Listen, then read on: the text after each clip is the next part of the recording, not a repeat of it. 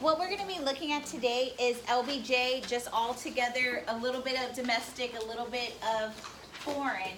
And we're going to look at how he came into power. We know a lot of it stems from Kennedy's assassination, but to know a little bit about LBJ, he actually went, do y'all know Texas State University? Before it was Texas State, it was actually a Texas college for teachers. He went there to be a teacher. He went down south, taught Mexican and African American students.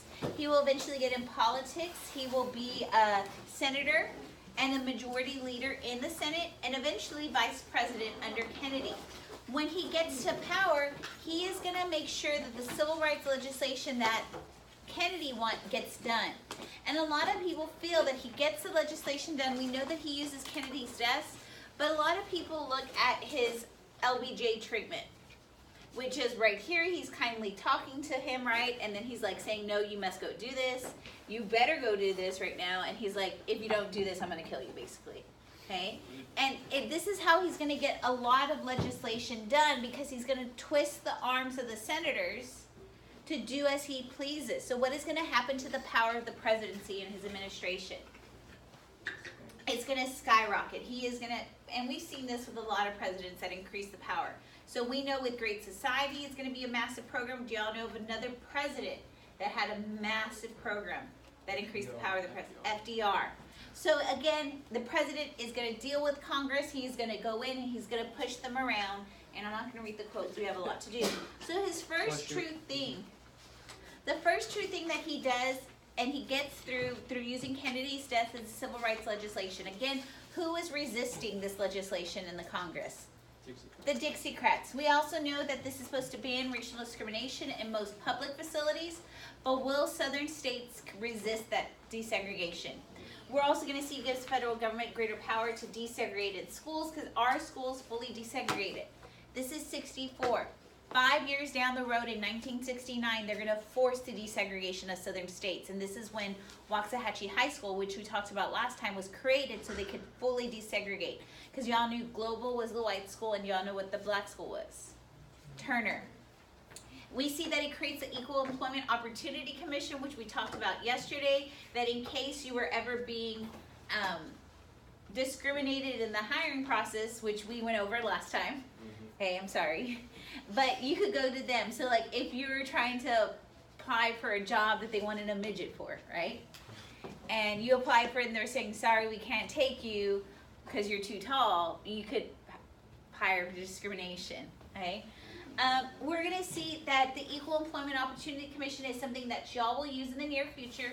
And remember I was telling you on the applications, you used to have to do a picture with it? Because there's certain last names you could tell who are of different ethnic groups, right? We could tell Chinese people, right, by their last names, Hispanic people, but could you really tell with African Americans? No, and that's what they were doing. They were trying to get rid of that process. And we're going to see conservatives will also help with the Civil Rights Act. One of the things that is going on is we're doing this reading on the Impossible Victory, because it's going to give us a chronological timeline of Vietnam, because every single president has dealt with Vietnam, but it's going to blow up in LBJ's administration because what happens in the Gulf of Tonkin. Here is the boat, the USS Maddox, and from y'all's reading, what has happened to the USS Maddox? It's been attacked, but isn't it attacked? The boat has sunk. Can they even find the shooting on the boat? No. But was it attacked? So they take it to Congress, and what we know in history, when our boats are attacked, what usually happens? A declaration of war. But this is a little bit different. They're going to give them a resolution. It allows the president, to make war, but without a full declaration. So we are going to war, but is it an actual war? No, he could just escalate tensions. And so this is why the war is going to become very unpopular, because was it an actual declaration?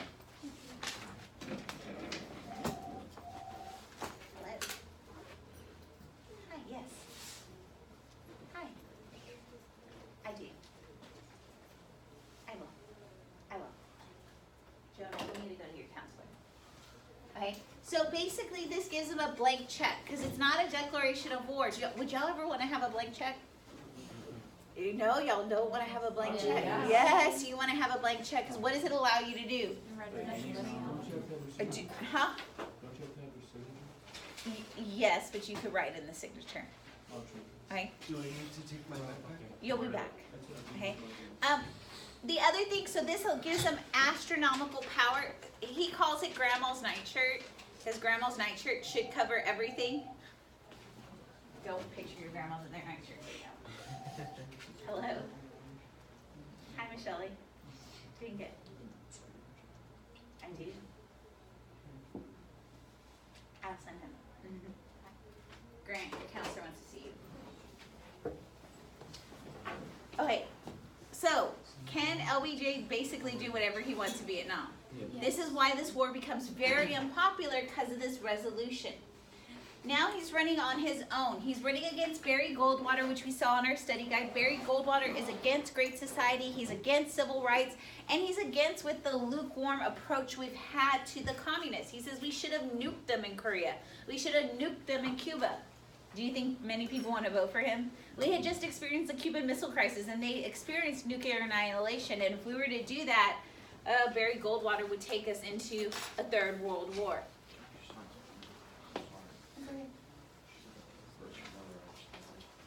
Mr. Miller doesn't do anything.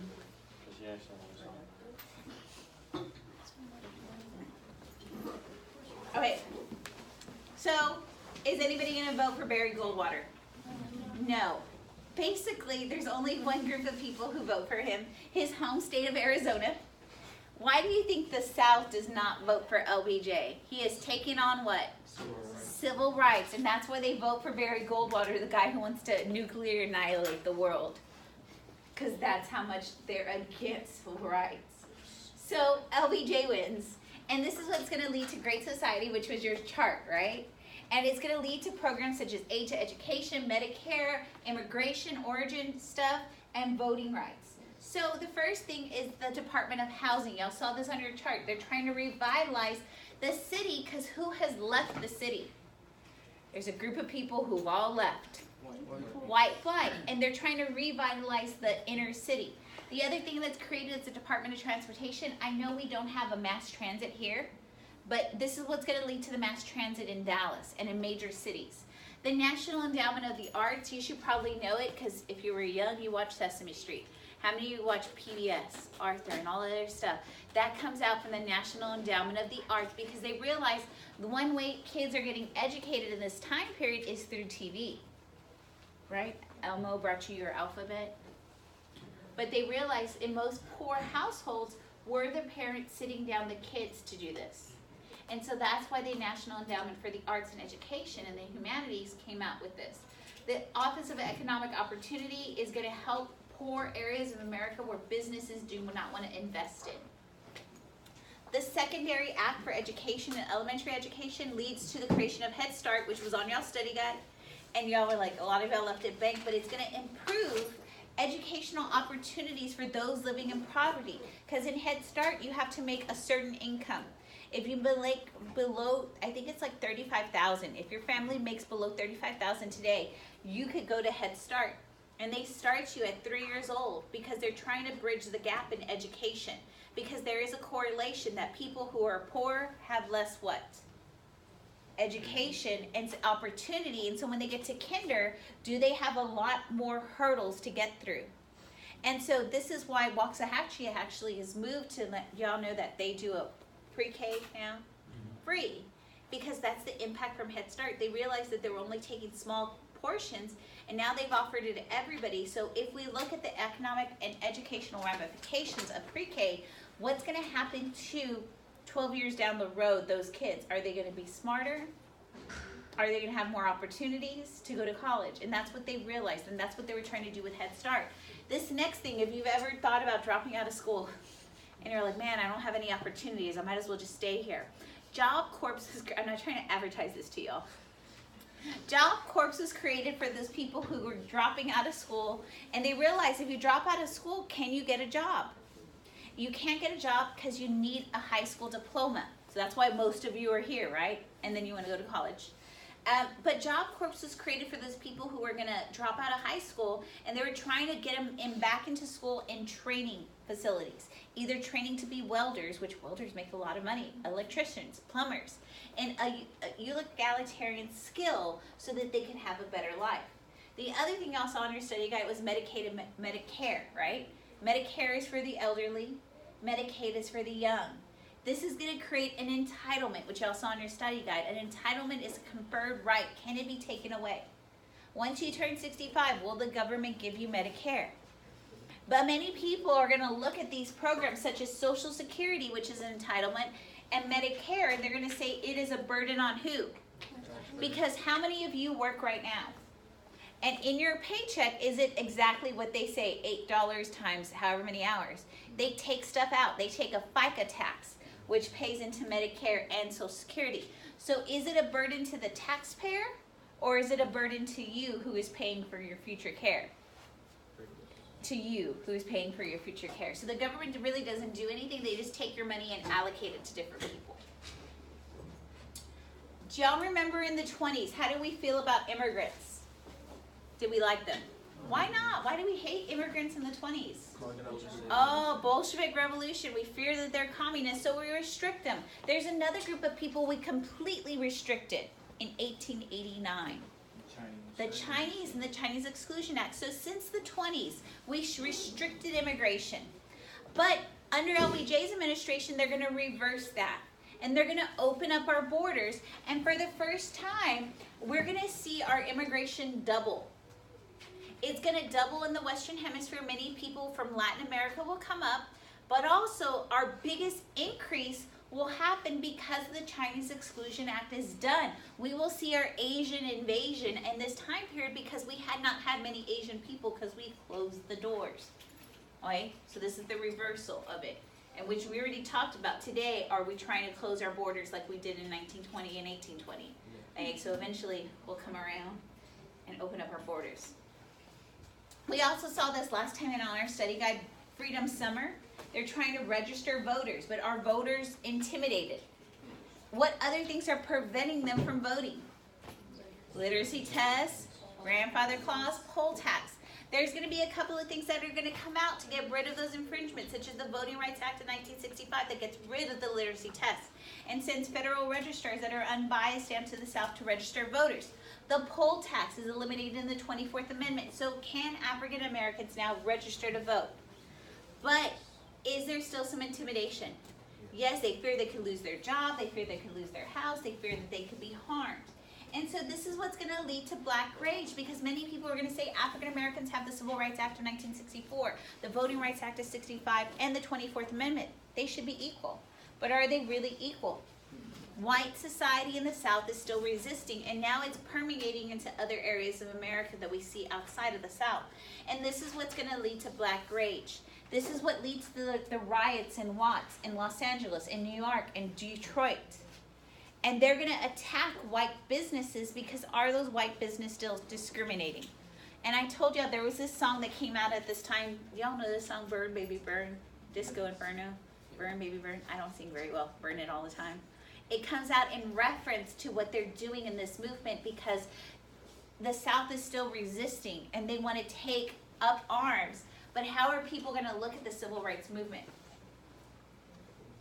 Is it positive anymore? And this is when it shifts to the black power. We know Stokely Carmichael was a part of SNCC. And now he's going to move into the Black Panther Party where they're saying, if you hit me, police officer, I'm going to hit you back.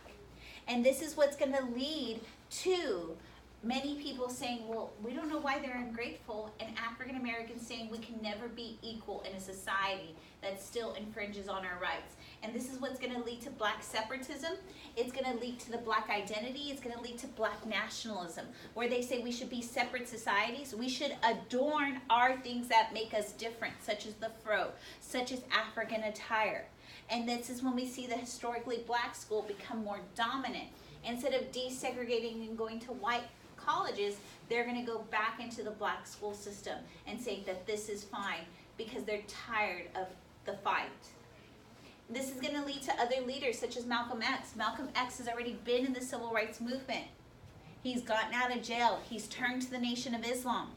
And he's saying, look, we can never be equal according to the blue-eyed white devil. Because throughout society, if we go all the way back to social Darwinism, y'all remember in world history when y'all read Kipling's White Man's Burden, that poem? He says since the 1800s, they've been preaching that we have been inherently unequal. Can we change that mindset? Is it going to be hard? Yes. And he says the only way we could do it is by defending ourselves. So he says, if you hit me, I hit you back. And eventually this will lead to his assassination when he's giving a speech in front of his family. Okay, the Civil Rights Act of '64, we know is kind of geared towards African Americans. But if colleges are facing letting in African Americans as a minority group, letting in Hispanics, letting in Asians, and letting in women, who do you think they're going to let in? If they were to desegregate, who do you think they're going to let in? Blacks, Asians, Hispanics, or women? Women. And that is the group that is going to benefit the most from the civil rights legislation. Because if they show that they're allowing women in, aren't they a minority? Have they ever been equal? And so women are going to gain the most in the civil rights movement, because schools, instead of letting in the colored people, are going to let in white women. And this is going to lead to a more educated class of women. Yes, they get to go to college, but where do you think they're going to still say that these women should go after college? Back to the house. And this is going to lead them being very upset with the suburban life. Why get educated and go back to the house? And this is going to lead to the feminist movement. And it's going to be encapsulated in the Feminine Mystique by Betty Friedan. And it's going to lead to the National Organization for Women to cultivate civil rights for women. Because at this time, women, could they go into upper management? No. Women could not get jobs in certain places. Women could not even be lawyers. So Ruth Bader Ginsburg, she actually couldn't go into a private firm. She had to go into a clerkship. Y'all are reading on cases. First case y'all read already, Miranda versus Arizona. Y'all know this guy killed a girl, but what wasn't read to him? His rights, and so hence his name, Miranda Rights. The ACLU takes it to the Supreme Court. He is freed. Eventually someone kills him. Okay? Gideon versus Wainwright. You just read this, right? It allows you to have counsel when you're being interrogated by the police. And if you can't pay for it, they will pay for it. This one right here, Engel versus Vattel, says no prayer in school, but our school is very cheeky with this. How do we get prayer in school? Moment of silence. But by saying it's a moment of silence, are we kind of getting around this? Okay, we're not going to read that one because that one's easy. We read this one. We read that one. I need to go over Escobedo. You have the right to counsel in a police interrogation. Have you ever seen that? I want my lawyer. That's Escobedo. Reynolds versus Sims. It's just equaling the congressional districts, because where minorities were, do you think they had the same representation as white districts? And that's evening it out. I could get done next time. Gosh.